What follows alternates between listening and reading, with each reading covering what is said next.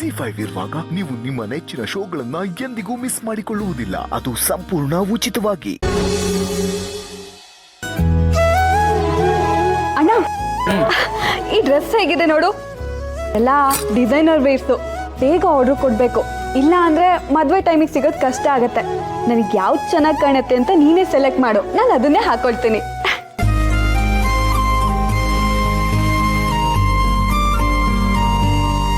ಇದು ನೋಡು.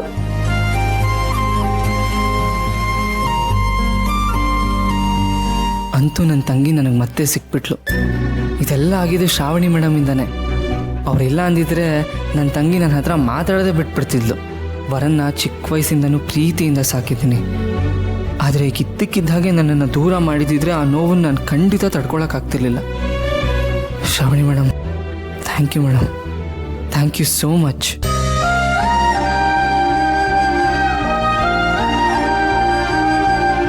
ಅಣ್ಣ, ಏನ್ ಯೋಚನೆ ಮಾಡ್ತಿದ್ಯಾ? ಯಾವ್ದಾದ್ರು ಒಂದ್ ಡ್ರೆಸ್ನ ಸೆಲೆಕ್ಟ್ ಮಾಡು. ನಾನು ಬೊಟಿಕ್ ಅವ್ರ ಹತ್ರ ಮಾತಾಡಿದ್ದೀನಿ, ಅವರು ಬೇಗ ಸೆಲೆಕ್ಟ್ ಮಾಡು ಅಂತ ಹೇಳಿದ್ದಾರೆ. ನಿನಗೆ ಯಾವ್ದು ಇಷ್ಟನೋ ನೀನು ಅದನ್ನು ಸೆಲೆಕ್ಟ್ ಮಾಡು. ನಿನ್ನ ಇಷ್ಟನೇ ನನ್ನ ಇಷ್ಟ. ಅದೆಷ್ಟೇ ಕಾಸ್ಟ್ಲಿ ಆಗಲಿ ನಾನು ನೋಡ್ಕೊಂತೀನಿ, ನೀನೇನು ತಲೆ ಕೆಡಿಸ್ಕೋಬೇಡ. ಮದುವೆಲಿ ನಿನಗೆ ಯಾವ್ದು ಇಷ್ಟನೋ ಅದೇ ಹಾಕೋಬೇಕು ನೀನು. ಥ್ಯಾಂಕ್ ಯು ಸೋ ಮಚ್ ಅಣ್ಣ.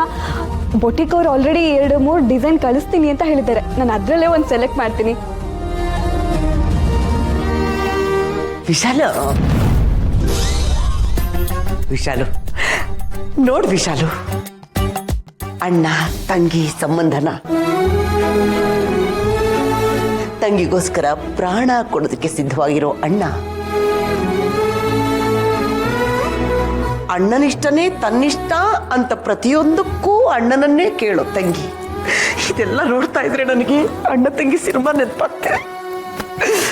ನಿನಗೇನು ಅನಿಸ್ತಾ ಇದೆ? ಏನೋ ಗೊತ್ತಿಲ್ಲ, ಜಗತ್ತಲ್ಲಿ ಯಾವ ಸಂಬಂಧ ಆದರೂ ಒಳ್ಳೇದಾದರೆ ಉಳ್ಕೊಳ್ಳುತ್ತೆ.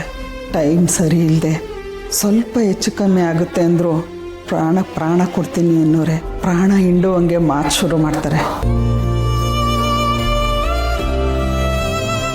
ಸುಬ್ಬು, ಮದುವೆ ಖರ್ಚು ಏನೇನು ಅಂತ ನಾನು 10 ಲಕ್ಷ ಸೇರಿ ಉದ್ದಕ್ಕೊಂದು ಲೀಸ್ಟ್ ಮಾಡಿದ್ವಿ. ಆ ಲೀಸ್ಟನ್ನ ನೀನು ಕೊಡ್ತೀನಿ. ನೀನು ದುಡ್ಡು ಹಂಚ್ಕೊಳ್ಳೋದಕ್ಕೆ ಈಸಿ ಆಗಲಿ ಅಂತ. ಆಮೇಲೆ ಮದುವೆನಲ್ಲಿ ನಾನು ನನ್ನ ಹೆಂಡತಿ ಮಿಂಚ್ತಾ ಇರಬೇಕು, ಮನೆಯವರೆಲ್ಲ ಜಿಗಿ ಜಿಗಿ ಅಂತ ಅನ್ಬೇಕು. ಆಗ್ಲೇ ಮದುವೆಗೆ ಒಂದು ಕಳೆ. ಅದಕ್ಕೆ ನಮ್ಮೆಲ್ರಿಗೂ ಹೊಸ ಬಟ್ಟೆ ತೆಗಿಬೇಕಲ್ಲ, ಅದನ್ನು ಆ ಲೀಸ್ಟಲ್ಲಿ ಸೇರಿಸಿದ್ದೀನಿ. ನಿಂದು ಸೇರಿಸಿದ್ದೀನಿ ಮಮ್ಮಿ. ಹಾಗಾದ್ರೆ ಮನೆಯವ್ರಿಗೆಲ್ರಿಗೂ ನಾನೇ ಸೆಲೆಕ್ಟ್ ಮಾಡ್ತೀನಿ. ಯಾರ್ಯಾರು ಎಲ್ಲೆಲ್ಲಿ ತಗೊಬೇಕು ಅಂತ ನಾನೀಗ ಆಲ್ರೆಡಿ ಶಾರ್ಟ್ ಲಿಸ್ಟ್ ಮಾಡಿದ್ದೀನಿ. ಅಣ್ಣ ಏನಂತ್ಯಾ?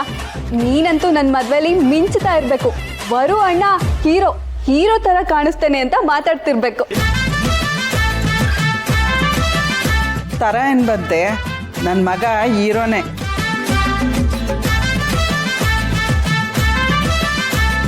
ಮನೆಯವರೆಲ್ಲರೂ ಇಷ್ಟು ಖುಷಿಯಾಗಿದ್ದಾರೆ. ಇವರೆಲ್ಲರ ಖುಷಿಗೂ ಕಾರಣ ಆಗಿರೋ ಶ್ರಾವಣಿ ಮೇಡಮ್ಮು ಯಾವಾಗಲೂ ಖುಷಿಯಾಗಿರಬೇಕು. ಅದೇನೇ ಆಗಲಿ ಅವ್ರ ಪ್ರೀತಿನ ನಾನು ಗೆಲ್ಲಿಸ್ಕೊಡ್ಬೇಕು.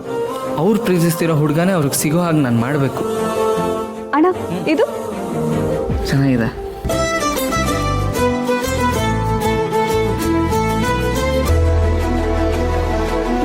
ಸುಬ್ಬು, ಚಿನ್ನದ ರೇಟ್ ಕಮ್ಮಿ ಆಗಿದೆ ಅಂತ ಕಣೋ.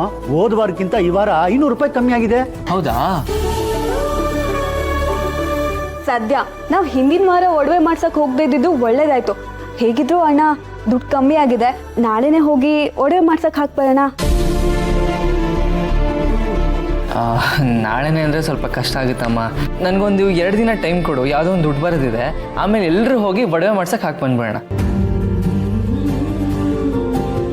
ಅಣ್ಣ, ನಾವು ಹೋಗಿ ಡಿಸೈನ್ ಸೆಲೆಕ್ಟ್ ಮಾಡಿ ಅಡ್ವಾನ್ಸ್ ಕೊಟ್ಬರೋಣ. ಪೂರ್ತಿ ದುಡ್ಡು ಇವಾಗಲೇ ಕೊಡ್ಬೇಕಾಗಿಲ್ಲ.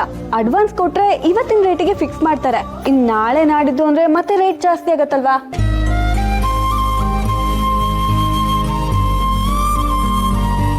ಅಯ್ಯೋ ದಡ್ರ, ಚಿನ್ನದ ಗೊಂಬೆನೇ ಈ ಮನೆಗೆ ಬರೋಕ್ಕೆ ತುದಿಗಾಲಲ್ಲಿ ನಿಂತಿದ್ರೆ ಅದನ್ನ ಗಮನಿಸ್ತಿ ಚಿನ್ನದ ರೇಟ್ ಬಗ್ಗೆ ಮಾತಾಡ್ತಿದ್ದೀರಲ್ಲ. ಏನು ಹೇಳಬೇಕಪ್ಪ ನಿಮ್ಮ ದಡ್ಡತನಕ್ಕೆ.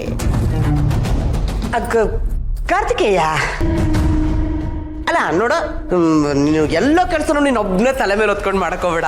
ಸಣ್ಣ ಪುಟ್ಟ ಕೆಲಸ ಏನಿದ್ರು ನನಗೆ ಹೇಳು, ನಾನು ಮಾಡ್ತೀನಿ. ದೊಡ್ಡ ದೊಡ್ಡ ಕೆಲಸ ಇದ್ರೆ ಇದ್ದರಿದ್ರಂಗೆ ಹೇಳು, ಮಾಡ್ತಾರೆ. ಸುಮ್ಮನೆ ಕುಂತಿರ್ತಾರೆ ಮನೆಯಲ್ಲಿ. ಆದ್ರೆ ಕೆಲಸ ಎಲ್ಲ ಮಾಡ್ತೀವಿ, ದುಡ್ಡು ನೀನು ಕೊಡ್ಬೇಕಪ್ಪ.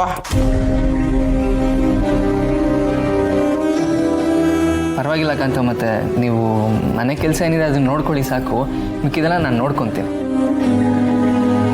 ಅಯ್ಯೋ ಪಾಪ ಕಾರ್ತಿಕೇಯ, ನಿನ್ ಕಷ್ಟ ನೋಡಿದ್ರೆ ಕಣ್ಣಲ್ಲೆಲ್ಲ ನೀರು ಬರುತ್ತಪ್ಪ. ಕಷ್ಟನಾ? ಇದ್ಯಾವುದು ಕಷ್ಟದಿಂದ ಮಾಡ್ತಿಲ್ಲ ಕಾಂತ, ಮತ್ತೆ ಎಲ್ಲ ಇಷ್ಟಪಟ್ಟೆ ಮಾಡ್ತಾ ಇರೋದು. ನನ್ನ ತಂಗಿ ಮದುವೆಗಿಂತ ಸಂತೋಷವಾಗಿರೋ ವಿಚಾರ ನನ್ನ ಜೀವನದಲ್ಲಿ ಇನ್ನೇನಿದೆ ಹೇಳಿ?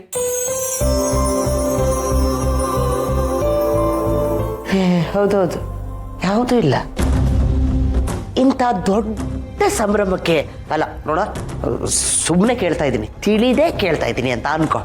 ಈ ಇಂಥ ದೊಡ್ಡ ಸಂಭ್ರಮಕ್ಕೆ ನಿಮ್ಮ ಎಜುಕೇಶನ್ ಮಿನಿಸ್ಟ್ರು ಇದಕ್ಕೇನು ಸಹಾಯ ಮಾಡಲ್ವೇ ಫೈನಾನ್ಸಿಯಲಿ?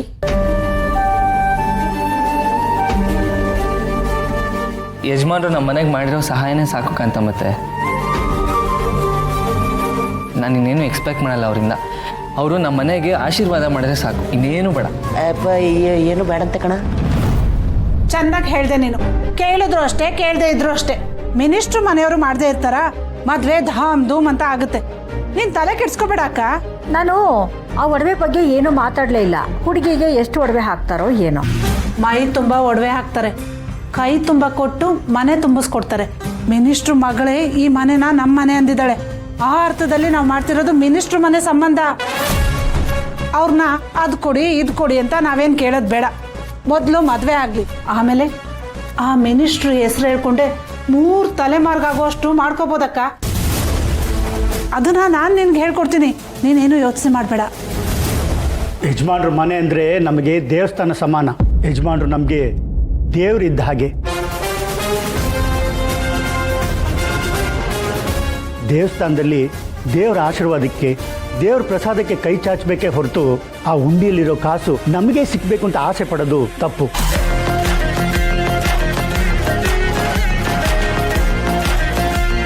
ಆ ಮನೆ ಋಣ ನಮ್ಮ ಮೇಲೆ ಬೆಟ್ಟದಷ್ಟಿದೆ. ಇಡೀ ಜೀವನ ನಾವು ಕಷ್ಟಪಟ್ಟು ದುಡಿದ್ರೂ ಅವ್ರ ಋಣ ನಾವು ತೀರ್ಸೋಕ್ಕಾಗೋದಿಲ್ಲ.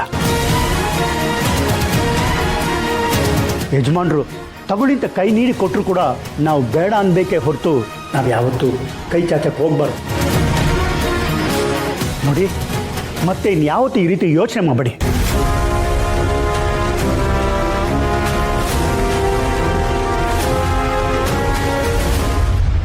ಮುಗೀತು. ಮಿನಿಸ್ಟ್ರು ಮನೆ ಸಂಬಂಧ ಆಗುತ್ತೆ, ಮಿನಿಸ್ಟ್ರು ಮನೆ ಮಗಳು ಸೊಸೆಯಾಗಿ ಬರ್ತಾಳೆ ಅಂತ ನಾನು ಕನಸು ಕಾಣ್ತಿದ್ರೆ, ಇವರು ಆ ಮಿನಿಸ್ಟ್ರೇ ಮನೆ ದೇವರು, ಅವ್ರ ಕಾಲ ಹತ್ರ ಇದ್ದು ಬಿಡ್ತೀವಿ ಅಂತಾರೆ. ಇವ್ರಿಗೇನು ಗೊತ್ತು, ನಾಳೆ ದಿನ ನಮ್ಮ ಸುಬ್ರಹ್ಮಣ್ಯ, ನಮ್ಮ ಕಾರ್ತಿಕೇಯನ ಕಾಲ ತೊಳೆದು ಕನ್ಯಾದಾನ ಮಾಡಿಕೊಡೋರೇ ಆ ಮಿನಿಸ್ಟ್ರು ಅಂತ.